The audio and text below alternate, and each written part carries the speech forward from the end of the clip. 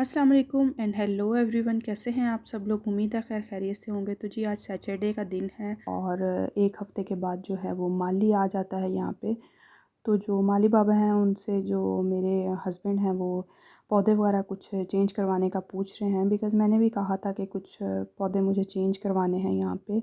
और उसके अलावा बहुत सारे पौधे ऐसे हैं जो धूप में नहीं लगे, इस वजह से फ्लावरिंग नहीं करे, तो उनको भी अगर धूप में लगाया जाए तो वो फ्लावर देना शुरू कर देंगे। और जी जैसा कि आप लोगों को पता है कि पाकिस्तान में अभी गर्मी है काफ़ी, और ये काम कर रहे थे और मैं इनके लिए जो माली बाबा हैं उनके लिए जूस लेके आई थी। तो उनको जूस दे के मैंने थोड़े से अपने प्लांट वगैरह देखने शुरू किए। और यहाँ पे मोतिये का फूल खिले हुए थे, तो मैंने इनकी खुशबू ली और ये बहुत खुशबूदार हैं और ऐसी खुशबू मुझे कहीं स्विस में देखने में नहीं मिली, बिकॉज़ वहाँ पे मोतिया ही नहीं होता। और गुलाब भी जो होता है बहुत बड़ा बड़ा होता है, देसी गुलाब का पौधा नहीं होता वहाँ पे। और यहाँ पे मिंट लगा है और मैं अपने हस्बैंड को कह रही थी कि इनको बोलें कि ये मिंट यहीं पे स्टॉप हो गया है, तो अगर हम इसको आगे बढ़ाना चाहें कि ये क्यारी बिल्कुल फुल हो जाए तो उसके लिए हमें और पुदीना ला के लगाना पड़ेगा, या इसी को हम आगे बढ़ा सकते हैं।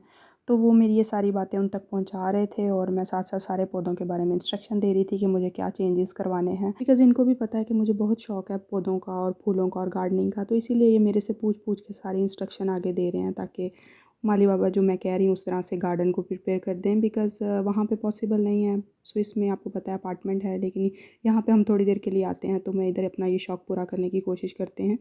और वैसे भी जो भी गार्डन है या घर है उसको अगर हम तरतीब के साथ, खूबसूरती के साथ, सफाई के साथ चलाएँगे तो वो तभी खूबसूरत लगेगा। तो अभी चलते हैं जी अंदर की तरफ और देखते हैं कि ब्रेकफ़ास्ट में क्या बन रहा है, बिकॉज़ 11:30 हो रहे हैं और आजकल हम यहाँ पे बहुत लेट उठ रहे हैं, तो इसलिए ब्रेकफ़ास्ट भी लेट ही कर रहे हैं। तो यहाँ पे जी आलू वाले नान लगवाने की तैयारी हो रही है, जिसके लिए आलू बॉयल किए जा चुके हैं और अब मसाला वगैरह बनाया जा रहा है इसके लिए। और यहाँ पे जी हमारा मसाला भी बन के रेडी हो गया है आलू वाले नान बनवाने के लिए। और ये मसाला अब भेज दिया जाएगा तंदूर पे, और इसमें ग्रीन चिलीज़ ऐड की गई हैं, साथ में ये दड़ा मिर्च ऐड की गई है। हालाँकि मैंने कहा है कि बहुत थोड़ी-थोड़ी मिर्च रखिएगा, लेकिन फिर भी पाकिस्तान में तो थोड़ा-सा स्पाइसी चलता ही है, आपको पता है, और उसके बगैर मज़ा भी नहीं आता।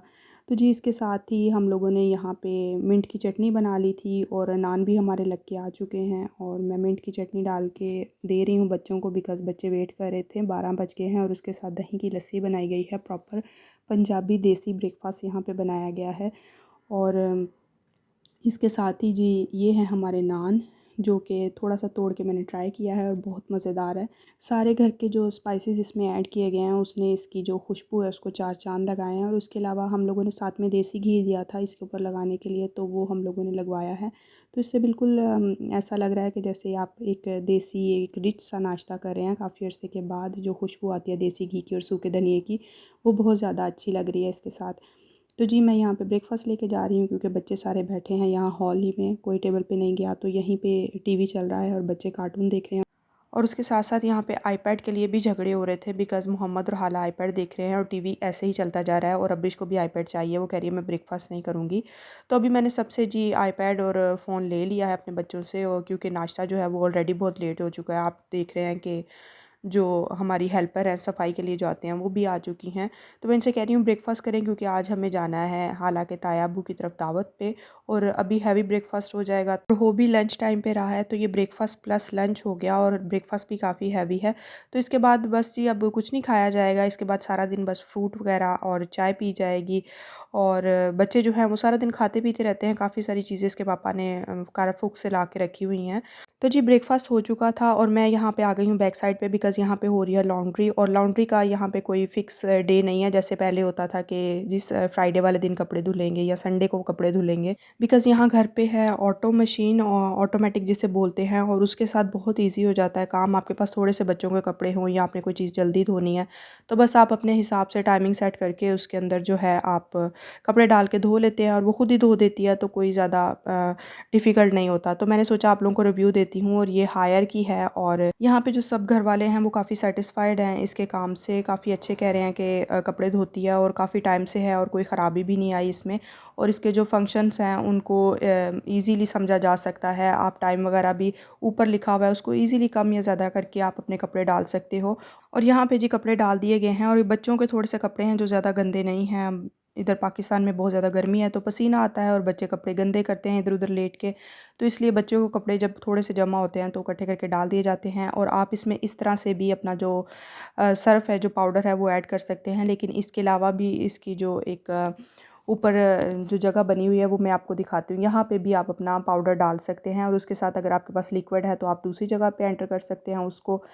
और यहाँ पे भी 1 स्पून डाल देते हैं ताकि आपको अच्छे से आइडिया हो जाए कि यहाँ पे कैसे डालते हैं। और लेकिन वो ज़्यादा ईज़ी लगता है यहाँ पे घर वालों को काम करते हुए, तो वो यहीं पे ऐड कर देते हैं। लेकिन दोनों तरह से अच्छी तरह काम हो जाता है, कपड़े अच्छे से वॉश हो जाते हैं।